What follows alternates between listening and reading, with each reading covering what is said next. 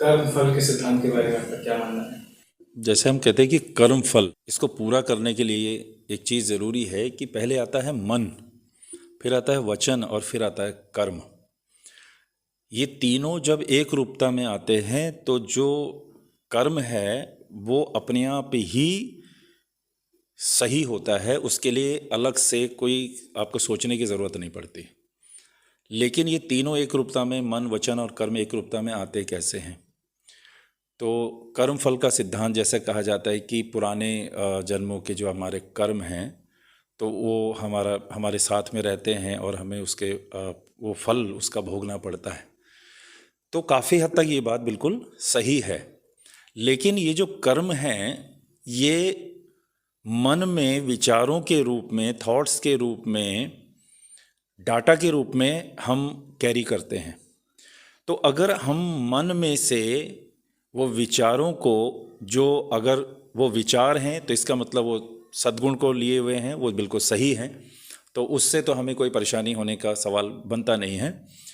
लेकिन अगर वो विकार बन चुके हैं, मन में पहले विकार आता है, फिर वचन में विकार आता है, फिर कर्म में विकार आता है। एक्चुअली मन में आता है लेकिन वो दिखता कर्म में है, तो लोग सोचते हैं कि कर्म इसके खराब हैं। अगर चेक किया जाए तो पहले मन खराब होता है, फिर वचन खराब होते हैं, फिर कर्म खराब होते हैं। इसी तरीके से अगर देखा जाए तो पहले मन ठीक होगा, फिर वचन ठीक होगा, फिर कर्म ठीक होगा। तो सारा जो खेल है वो मन का है। प्रॉब्लम मन में होती है, लोगों को दिखती कर्म में है। कर्म से प्रॉब्लम नहीं होती है, कुछ भी हो जाए, लेकिन मन में प्रॉब्लम होती है। और मन ही परेशान होता है, मन ही दुखी होता है, मन में ही गुस्सा आता है, मन में ही आलस आता है, मन में ही चिड़चिड़ाहट आती है, मन ही विचलित होता है, मन ही डरता है। तो जितने भी हम कर्म की बात करते हैं कि पुराने जन्मों के कर्म, या जो हमारी उम्र है इस समय उससे 10 साल जो पुराने हमारे कर्म हैं, तो वो सारे के सारे हम जो कैरी कर रहे हैं वो मन में कर रहे हैं। तो वो मन से अगर हम ठीक कर लें, अपने मन को अगर हम ठीक कर पाए, मन में जो हमारे विचार विकारों के रूप में हमें परेशान कर रहे हैं, डिस्टर्ब कर रहे हैं, अगर हम मन को शुद्ध कर पाते हैं, मन को सत्य की ओर अगर ले जाने में कामयाब हो जाते हैं, तो फिर जो हमारे कर्म हैं तो वो ठीक हो सकते हैं। जैसा ये भी कहा गया है, साथ में शास्त्रों में लिखा गया है कि आप उनको बदल भी सकते हैं। कर्मों का जो फल है उसको बदलने की भी शक्ति आपके अंदर है। अगर ये शक्ति आपके अंदर नहीं होती तो फिर आपके करने नहीं करने से कोई फ़र्क पड़ता नहीं है।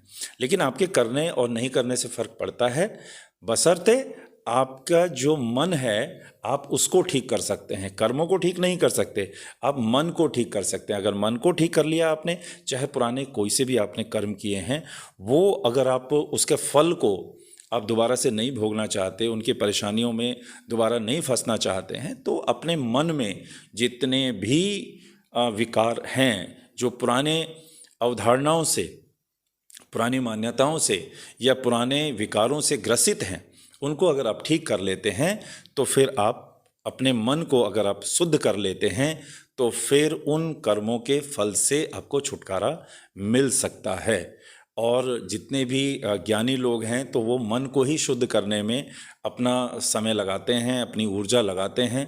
और जब वो उसको शुद्ध कर लेते हैं तो पीछे जितने भी उनके कर्म के फल हैं वो उनका पीछा छोड़ देते हैं। जैसे अंगुलीमाल का एक एग्जाम्पल लिया जाता है, और भी बहुत सारे एग्जाम्पल हैं कि उनका पूर्व जन्म देखा जाए, इससे पहले का जो जन्म देखा जाए, तो वो बहुत ही ज़्यादा कष्टकारी है, नुकसानदायक है और परेशानी भरा है। किंतु जो अंगुलीमाल है वो अपने मन को बदलने में, महात्मा बुद्ध के माध्यम से बदलने में कामयाब हो जाते हैं। बुद्ध उनके मन को बिल्कुल शुद्धता की ओर ले जाते हैं, और उसके बाद का जो उनका जीवन है वो आपस में मैच ही नहीं करता, दोनों बिल्कुल डिफरेंट होते हैं।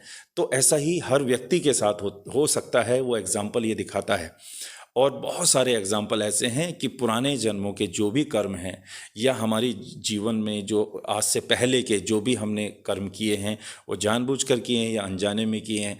अगर कुछ गलत आपको लगता है कि कुछ गलत हो गया, उसका फल मुझे आने वाले टाइम में भुगतना पड़ेगा, तो वो मन में है, उसको आप शुद्ध कर लीजिए। शुद्ध करने के 2-3 उपाय हैं।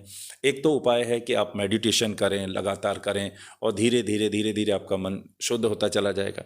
एक और उपाय है कि आप जितना भी आपके मन में इस तरीके की चीज़ें हैं उनको एक पेपर पे लिख लीजिए और उन पर आप ढेर सारे प्रश्न कीजिए और अपने आप से पूछिए। वो प्रश्न आप किसी और से नहीं पूछ रहे हैं, एक्चुअली अपने आप से ही पूछ रहे हैं।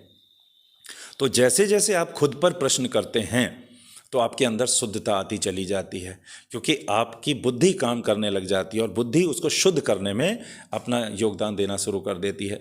तो आप उस पर ढेर सारे प्रश्न बनाइए, जितने भी चीज़ें आपको परेशान करती हैं, और फिर उन पन्नों को, उस पेजों को डिस्ट्रॉय कर दीजिए। तो आपका मन 2-3 दिन में ही शुद्ध हो सकता है। आप जितने ज़्यादा लिखेंगे, जितना ज़्यादा प्रश्न बनाएंगे, तो आपका मन उतना ही शुद्ध हो जाएगा, हल्का हो जाएगा, और आपको तत्काल बिल्कुल शांति का एहसास होगा। और ये विधि बहुत कारगर है और इसको सबको करना चाहिए। ये करके हम उन कर्म फलों से भी छुटकारा पा सकते हैं जो हम चाहते हैं।